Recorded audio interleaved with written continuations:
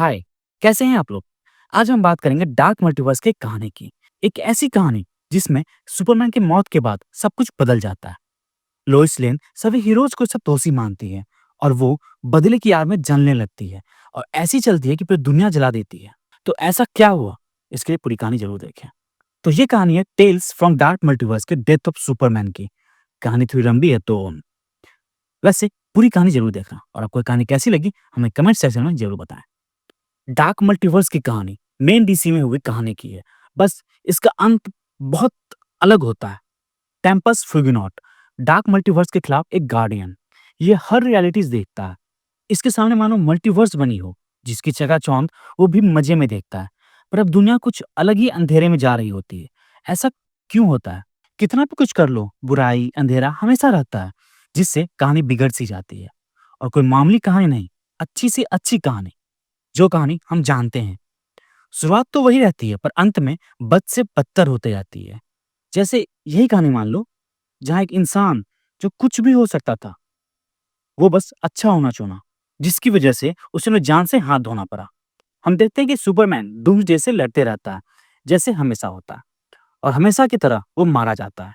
जिसके बाद उसकी प्रेमिका लोइस लेन तेजी से उसकी तरफ जाते, आखिरी बार उसे अपनी गोद में लेते, एक उम्मीद से आसमान में देखते, रोते रहती कि कहीं से कैसे भी करके उसका प्रेमी सही हो जाए। लेकिन अचानक उसकी आंखें खुलती है, पूरे गुस्से से, मानो वो पूरी दुनिया में से गुस्सा हो। तभी वहीं बाकी के सब हीरोज भी आते हैं। लोइस बिना किसी को देखे, तुम लोग ने उसे मरने छोड़ दिया, वो भी अकेले। कहाँ थे तुम सब? वो किसी का जवाब नहीं सुनी।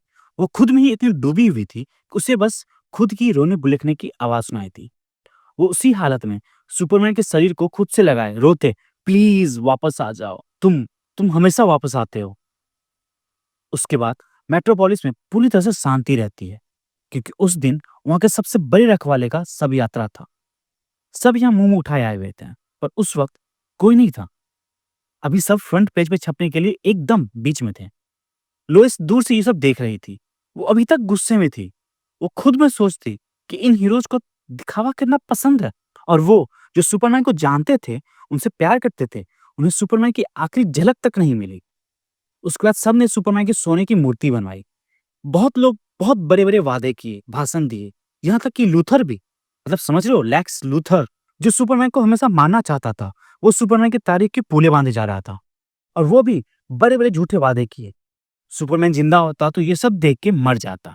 लेक्स उसके लिए भाषण दे रहा था, लोगों को भरोसा दे रहा, बला बला यही सब। लोइस उसके बाद ऐसे ही भटकती रहती है, जहाँ दुकानदार सुपरमैन की मौत का फायदा उठाते अपना धंधा बढ़ा रहे थे, उसके नाम के टी शर्ट बेच रहे थे। कुछ पल के लिए उसे लगा कि शायद अब जब सुपरमैन नहीं रहा तो लोग सुधर जाएंगे, सब बदल जाएगा। लेकिन अजी घंटा, ऐसा कुछ नहीं हुआ। कुछ दिनों बाद वो अकेले अपने ऑफिस डेली प्लांट के डेस्क पे बैठे हेडलाइन पढ़ रही होती है। उसे तब समझ आता है कि कुछ नहीं बदला, सब पहले जैसे ही है, बस अब सुपरमैन नहीं रहा। लुइस को बहुत बुरा लगता है कि एक बंदा हमें इतना प्यार करता था, और आज जब वो हमारे बीच नहीं रहा तो हम पहले से बेहतर बनने की भी कोशिश नहीं कर रहे हैं। लुइस पूरी तरह से टूट चुकी थी, सब खत्म। उसके बाद वो स्मॉलविल गई मार्था से मिलने। ऐसे लोग जो सुपरमैन को पाल पोस के बड़ा किए, लेकिन उनकी किस्मत खराब कि वो अपने बेटे के अंतिम संस्कार में भी नहीं जा पाए। वहां लोइस को एक और झटका लगा कि वो एक अनमोल कहानी कभी नहीं लिख सकती। कैसे दो किसान को एक अनजान बच्चा मिला जिसे वो दोनों जान से ज्यादा प्यार किए, इसकी कहानी। उसके बाद लोइस और मार्था आपस में बात करते रहते हैं। मार्था रोते बताती है कि उसके पति जोनाथन को भी हार्ट अटैक आया उसके बेटे को ऐसा देखकर। लोइस अपनी तरफ से पूरी कोशिश करती है कि वो उस वक्त सहारा बने। उसके बाद लोइस सुपरमैन के दूसरे घर फोर्ट्रेस ऑफ सॉलिट्यूड जाती है। उसके बाद सुपरमैन का फटा हुआ केप रहता है, बस वही एक आखिरी निशानी। लोइस वहीं खोई रहती है कि तभी वहीं एक जोरदार धमाका होता है, और उसी से जोर से नहीं की आवाज आती है। तभी हम देखते हैं कि वहीं कोई पूरा एनर्जी से बना हुआ आते काफी देर हो गई। लोइस इस चमकते इंसान जैसे देख चौंकते उससे पूछते कि भला तुम कौन हो? वो इराडिकेटर रहता है, क्रिप्टॉन का रखवाला, जिसका बस एक ही मकसद था कि हाउस ऑफ एल के आखिरी बेटे की हिफाजत करना। इराडिकेटर तब बताते कि मैं काल की बॉडी उसे कब्र से निकाल कर ले आया और क्रिप्टोनियन लैब मैट्रिक्स में रख दिया, जिससे वो फिर से जिंदा हो जाए। लेकिन काफ़ी देर हो गई है। वो सच का चला गया है। अब वो कभी वापस नहीं आ सकता। मैंने उसे निराश किया। ये सुनते लोइस वहीं नीचे गिरे, रोते, तुम अकेले नहीं हो। तभी वो इरेडिकेटर दर्द में चीखते, ये क्रिप्टोनियन लैब मैट्रिक्स मेरे अंदर है। इतनी शक्ति मैं इस रूप में ज़्यादा समय तक नहीं रख सकता। ये ऐसे खत्म नहीं होना चाहिए। क्रिप्टॉन का होना बहुत ज़रूरी है। लोइस ये सुन एक पल को शांत रहती है और फिर वो एक सुझाव देती है। इरेडिकेटर तब उसे समझाता है कि ऐसा नहीं हो सकता। तुम्हारा शरीर इतनी शक्ति नहीं झेल पाएगा। लोइस को फर्क नहीं पड़ता कि उसके साथ क्या होगा। ये सबसे उसे शक्ति मिलती है या मुक्ति। वो अपनी जिद में, अरे मुझे फर्क नहीं पड़ता, तुम्हारे पास शक्ति है और तुम्हें एक शरीर चाहिए जो मेरे पास है। और फिर वो इरेडिकेटर से विनती करते, मैं उससे बहुत प्यार करती थी। इरेडिकेटर उसे पूछते कि तुम उसकी लड़ाई आगे ले जाओगी। इस पर लोइस, नहीं, मैं उसकी लड़ाई को हमेशा के लिए खत्म कर दूंगी। उसके बाद इरेडिकेटर लोइस का हाथ पकड़े अपनी सारी शक्ति उसमें ट्रांसफर कर देता है। उसके बाद फोर्ट्रेस में जोरदार विस्फोट होता है और फिर उसी से एक कुछ लाल रंग का तेजी से ऊपर स्पेस में जाता है। उसका हम देखते हैं कि वहीं स्पेस में लोइस सुपरमैन का फटा हुआ केप अपने गर्दन से बांधती है और उसकी आंखें पूरे गुस्से में लाल। वो एक अलग कपड़े पहनी रहती है जिसकी छाती पे एस बना रहता है और उसके शरीर में पूरा इरेडिकेटर की शक्ति रहती है। उसके बाद लोइस अपने हाथ में उस नई शक्ति को देखती है और फिर वहीं से पूरी पृथ्वी को देखते खुद ही बोलती है कि मैं ये करूंगी कराक। मैं एक बेहतर दुनिया बनाऊंगी, एक ऐसी दुनिया जो तुम्हारे लायक हो। उसके बाद लोइस तेजी से अपने काम में लग जाती है। वो बैंक लुटेरों को नहीं रोकी, वो सीधा बैंक ही बंद की। वो जंग रुकवा कर उसके सभी कैदी को आजाद करवाई, भूखे को खाना पहुंचाए और जो उन्हें भूखा मरने छोड़े उन्हें सजा दी। जिसके पास भी हथियार थे उन सबको जला दी, साथ साथ हथियार बनाने वाले को भी। भ्रष्ट को ढूंढ ढूंढ उन्हें सजा दी। वो अब रुकने वाली नहीं थी। पर जितना वो कर रही थी उतना उसे समझ नहीं आ रहा था कि जब इतनी शक्ति थी उसके पास तो वो ऐसा क्यों नहीं किया। वो जहां जा रही थी हर तरफ मौत और बर्बादी थी। उसे क्लार्क पे बहुत गुस्सा आ रहा था। सोचते कि इतनी शक्ति के बावजूद वो क्यों नहीं इतना कुछ किया, कैसे इग्नोर किया गया उससे। मतलब इतना भी क्या था कि जरूरतमंद को मदद नहीं किया गया।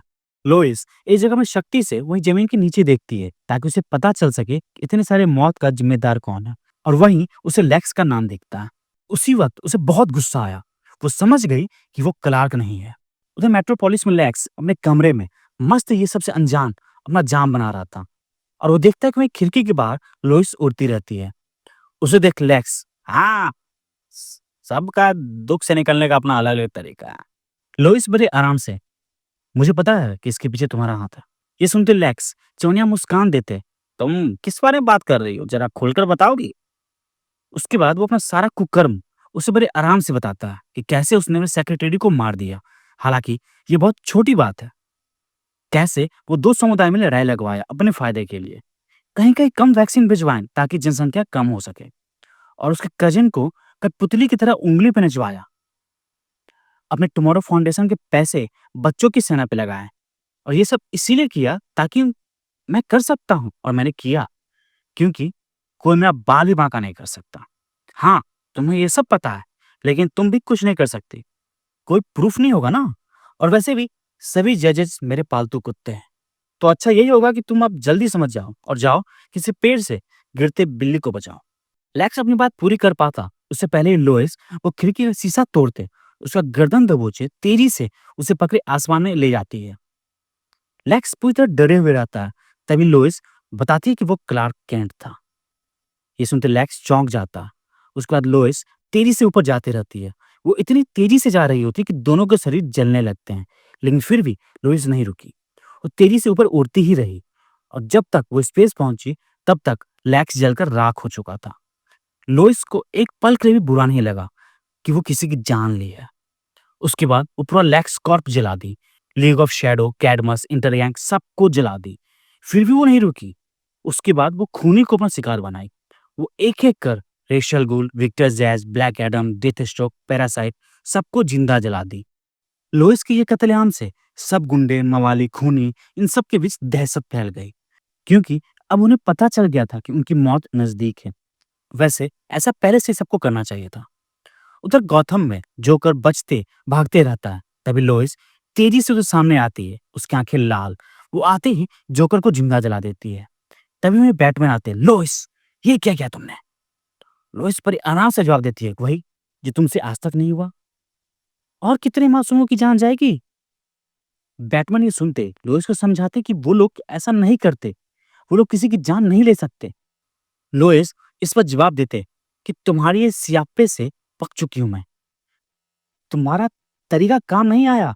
कितने सालों से ये चूहे बिल्ली का खेल खेल रहे हो और इसमें कितने लोगों की जान गई है, नाकाम रहे तुम। ये सुनते बैटमैन, तो क्या मतलब क्लार्क भी नाकाम था? लोइस, वो अब मर चुका है और अगर वो नहीं रहा तो ये सब भी जीने के लायक नहीं है, उसकी मौत बेकार नहीं जाएगी। बैटमैन ये सुनते लोइस को बताते कि क्लार्क की मौत बेकार गई।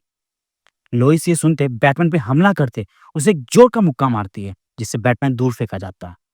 अपने आप को संभालते बैटमैन उठते अपने बेल्ट से क्रिप्टोनाइट निकालता है, लेकिन लोइस तेजी से उसका हाथ पकड़ती है, जिससे क्रिप्टोनाइट का टुकड़ा वहीं गिर जाता है। और लोइस पूरे गुस्से में, नहीं, तुम्हें अंदाजा भी नहीं है कि वो कितना खुद को काबू करता था। बैटमैन ये सुनते अपने टेजर से लोइस को मारता है, जिससे एक जोर का बिजली का झटका उसे लगता है, जिससे वो पीछे चली जाती है। बैटमैन तब उन्हें पैर पे उठने की कोशिश करते हैं, अपने टूटे अस्थि पंजर को पकड़े रहता है। तभी लोइस वहीं सामने, उसकी आंखें पूरी लाल, तरस आता था उसे तुम पर। मुझे हमेशा बोला करता था वो चाहता था कि तुम बस करो, रुक जाओ, कि तुम्हारे पास और कुछ नहीं है। बैटमैन खड़े होते, बस करना मेरे डिक्शनरी में नहीं है। इस पर लोइस, हाँ, पता है। और तब वो अपने लेजर आई से उस पे हमला करती है और दूर से दिखता है कि वहां का सब कुछ जला दिया गया है। लोइस उसके बाद फिर से स्पेस जाती है। उसे अब लग गया था कि यहाँ के लोग सब कतई सीनंदन हैं, इनका कुछ नहीं हो सकता। उसके बाद लोइस दुनिया ऐसा बना दी जैसा क्लार्क चाहता था, पर वैसा बना नहीं सका। उसके बाद कुछ ढोंगी आए, एक क्लोन जो खुद को सुपरबॉय बुलाता था और दूसरा शौकीन जो खुद को स्टील बुलाता था। हालांकि इनसे कोई फर्क नहीं पड़ा, पर एक था जो खुद को सुपरमैन समझता था, एक साइबॉर्ग। लोइस तेजी से उठते साइबॉर्ग सुपरमैन के पास जाती है। लोइस को अपने पास देख साइबॉर्ग, गुड मॉर्निंग लोइस, कैसी हो? ये सुनते लोइस, तुम वो नहीं हो। साइबॉर्ग तब लोइस को बताता कि हाँ, मैं वो नहीं हूँ। अच्छी खासी कहानी सोचे हुए था कि तुम्हें बताने के लिए, लेकिन तुम तो काफी तेज हो। लोइस उस पर चिल्लाते उसे वो सिंबल हटाने बोलती है, लेकिन साइबॉर्ग उल्टा लोइस को वो हटाने बोलता है। लोइस इस पर उसे बताते, तुम इसके लायक नहीं हो। ये सुन साइबॉर्ग लोइस से पूछते कि क्या तुम हो, और फिर बताते कि दोनों के हाथ पे खून है। फर्क सिर्फ इतना है, मैं ढोंग नहीं कर रहा हूँ, लेकिन तुम ढोंग कर रही हो। वैसे मैं उसका नाम बनाने नहीं, बल्कि उसका नाम डुबाने आया हूँ। पर तुम ये काम मुझसे अच्छा कर रही हो। मैं यहाँ ये सब बर्बाद करने आया हूँ, और ये सब की शुरुआत मेट्रोपोलिस से होगी।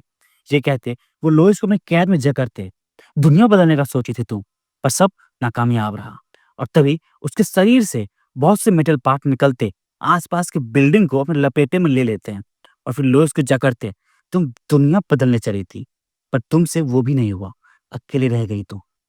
लोइस में दर्द में रहती है, तभी पीछे से स्टील उसे में हथौड़े से मारते, और उसके पीछे सुपर बार, वैसे देखा जाए तो अकेले तू है बेटा। तभी स्टील, ख्याल रखो इसका बच्चे। ये कहते वो लोइस को साइबॉर्ग के चंगुल से छुड़ाने जाता है। इस पर लोइस उसे बताते कि मुझे मदद की जरूरत नहीं है, उसकी मदद करो। और वहीं सुपर बॉय साइबॉर्ग को तेजी से मारते रहता है, और अचानक साइबॉर्ग सुपर बॉय का एक मुक्का रोकते, मैं असली सुपरमैन से ज्यादा ताकतवर हूँ, मैं टाइम वेस्ट मत करो। और ये कहते वो अपने हीट विजन से उसे जिंदा जला देता है।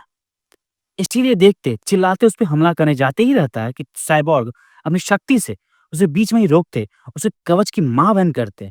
अगली बार कोई मदद के लिए आए तो ध्यान रखना कि वो मेटल का कोई सूट ना पहना हो। लोइस ये देखते पूरे गुस्से में चिल्लाते, साइबॉर्ग के चंगुल से आजाद होते, पूरी शक्ति से अपना हीट विजन से साइबॉर्ग पे हमला करती है। साइबॉर्ग में दूर फेंका जाता है। लोइस गुस्से में उससे लड़ने जाती है, लेकिन तब साइबॉर्ग उसे एक जोर का मुक्का मारता है, जिससे वो दूर फेंका जाती है। उसके बाद दोनों में घमासान लड़ाई होती है। किसी को अंदाजा नहीं रहता कि वो कितने देर से लड़ रहे थे, उनकी लड़ाई में कितने निर्दोष की जान गई। पर लोइस को ये सबसे कोई फर्क नहीं पड़ता, उसे बस साइबॉर्ग को रोकना था, किसी भी तरह से। उसी लड़ाई के बीच उसे कुछ सुनाई दिया। इतनी चीख पुकार के बीच एक मददगार उन्हें बताते कि सब ठीक हो जाएगा, डरने की बात नहीं है। और तभी हम देखते हैं कि असली सुपरमैन वहीं अपने ब्लैक सूट में बड़े से पत्थर को अपने ऊपर रोके रहता है, और वहीं उसके नीचे डरे हुए लोग रहते हैं। सुपरमैन उन्हें बताते हैं कि सब ठीक हो जाएगा, मैं हूँ यहाँ।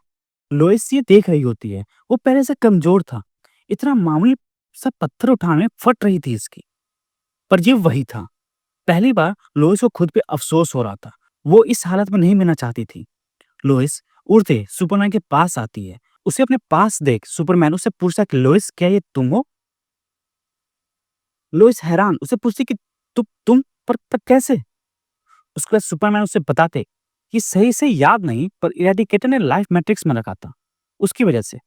हाँ, काफ़ी समय लग गया पर मैं वापस आ गया, सब ठीक हो जाएगा। तब वो वहीं देखता है कि सब लोग लोइस को अपने सामने देख डरे रहते हैं। ये देख सुपरमैन लोइस से पूछते हैं कि सब तुमसे डर क्यों रहे हैं? वो लोगों की बात हो ही पाती, तभी साइबॉर्ग सुपरमैन एक क्रिप्टोनाइट का बजूका जैसा लिए उस पर निशाना ताने। वाह, यकीन नहीं हो रहा, एक ही इंसान कितने बार मरेगा? लोइस पूरे गुस्से में चिल्लाते तेजी से उसकी तरफ बढ़ती है। उसके हमले से वो बजूका जैसा चीज टूट जाता है और पूरा क्रिप्टोनाइट वही हवा में फैल जाता है। लोइस को कुछ नहीं होता, उसका इंसानी पार्ट उसे जिंदा रखा। लेकिन वो उसी बीच क्लार्क को ढूंढती रहती है, लेकिन वो देखती है कि क्लार्क वहीं घायल पड़ा हुआ है। एक बार फिर लोइस उसे संभालती है, उसकी आंखों में देखती है, पर इस वक्त उसमें प्यार नहीं झलक रहा था, उसमें डर था कि मैं क्या बन गई हूँ। और तभी क्लार्क वहीं दम तोड़ देता है।